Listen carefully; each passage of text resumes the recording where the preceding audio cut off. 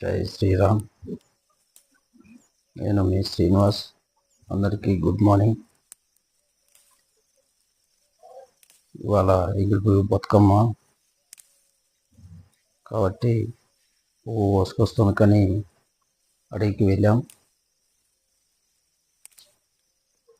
చూస్తున్నాం కదా, అడవిలో తంగిడి పువ్వు అట్లాగే జిల్లెడు పువ్వు సంచిలో ఉంది. అట్లనే గడ్డి పువ్వు కూడా అలా ఉంది. ప్రశాంతమైన వాతావరణంలో పొద్దున్నట్టే మంచిగా పోయాం, తెంపుకు వస్తున్నాం. చూశారు కదా,